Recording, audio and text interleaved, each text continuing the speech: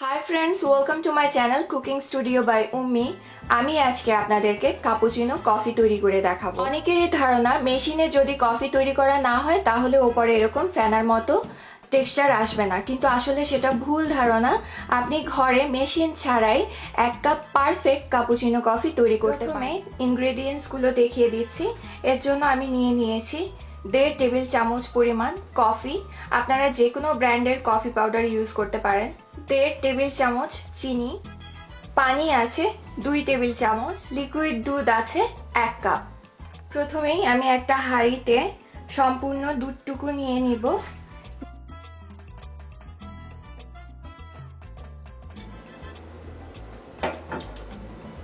এবার মিডিয়াম আছে আমি দুধটাকে বসিয়ে দিয়েছি। দুধটা গরম হতে থাক, ততক্ষণে আমরা কফির ফোমটা তৈরি করব।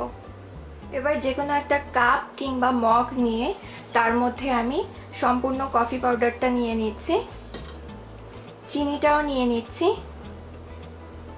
এবং সেই সাথে পানিটাও দিয়ে দিচ্ছি। পানির পরিমাণ খুব বেশি দেয়া যাবে না, তাহলে কিন্তু পাতলা হয়ে যাবে। পাতলা হলে কিন্তু ফোম তৈরি করা যাবে না।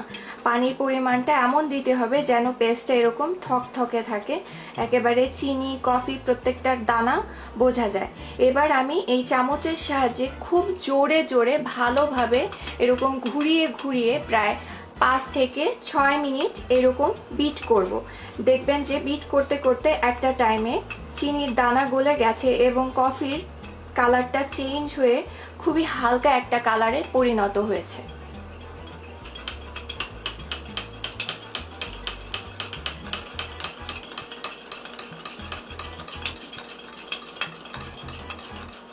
দেখেন চামচ দিয়ে বিট করতে করতে কালারটা কত হালকা হয়ে গেছে। এই কালারটা আরো হালকা হবে, আরো কিছুক্ষণ বিট করতে হবে। দেখেন প্রায় 5-6 মিনিট চামচ দিয়ে বিট করার পরে কালারটা কত হালকা হয়ে গেছে। মিশ্রণটা একেবারে চিনি আর কফি মিলে একটু ফুলে যাবে। সো এখন আর এটাকে চামচ দিয়ে বিট করতে হবে না। আপনারা কিন্তু যদি কোয়ান্টিটি বেশি পরিমাণে বানান, বেশি মানুষের জন্য, সেই ক্ষেত্রে যে কোনো সফট ড্রিঙ্কসের বোতলে করে একটু ঝাঁকিয়ে নিয়ে বেশি করে বানাতে পারেন, তাতেও কিন্তু ফোম অনেক ভালো হয়। এবার আমি যে কাপে কফিটাকে সার্ভ করব সেরকম আরেকটি কাপ নিয়ে নিচ্ছি।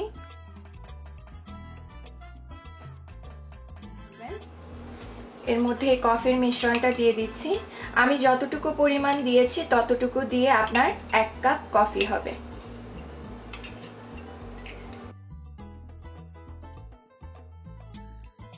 এবার দুধটাকে যে কোনো একটা কাঁটা চামচ কিংবা এরকম একটা হুইস্ক দিয়ে একটু নাড়তে হবে যেন দুধের মধ্যেও একটা ফেনার সৃষ্টি হয়। চুলার আঁচটা বন্ধ করে তারপরে নাড়বেন। একটু সাবধানে, যেহেতু দুধটা গরম, সো গায়ে ছিটে আসলে আবার পুড়ে যাবে। জাস্ট 1-2 মিনিট, তাহলে দেখবেন যে দুধের মধ্যেও ফেনা সৃষ্টি হবে। সো এটা কাপুচিনো কফিটাকে ফোলাতে আরো হেল্প করবে। খুব বেশি না, জাস্ট 1-2 মিনিট এরকম হুইস্ক করলেই হবে। এরপরে দেখবেন যে এরকম দুধের উপরেও ফোমের সৃষ্টি হয়েছে। এখন এই দুধটাকে আমি যে কিছুক্ষণ আগে বিট করেছি কফির মিশ্রণ, সেটার মধ্যে ঢালবো।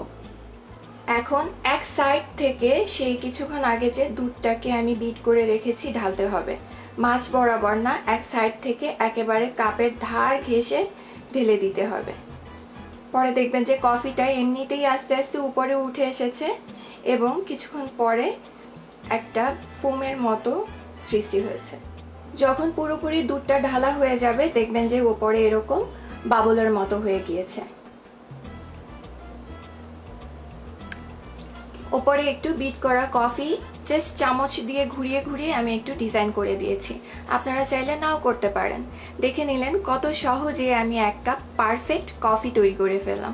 এটা অবশ্যই ঘরে বানাবেন, সকালে কিংবা বিকেলে দেখবেন যে আড্ডাটা দারুণ জমে যাবে। আজকে তাহলে এখানেই বিদায় নিচ্ছি। ভালো থাকবেন, সুস্থ থাকবেন। আর আমার ভিডিও যদি আমার চ্যানেলের বাইরে কোনো ফেসবুক পেজ কিংবা কোনো ইউটিউব চ্যানেলে কেউকে দিয়ে আপলোড করতে দেখেন তাহলে অবশ্যই রিপোর্ট করুন এবং লিংকটি আমাকে দিয়ে দিন। Thank you.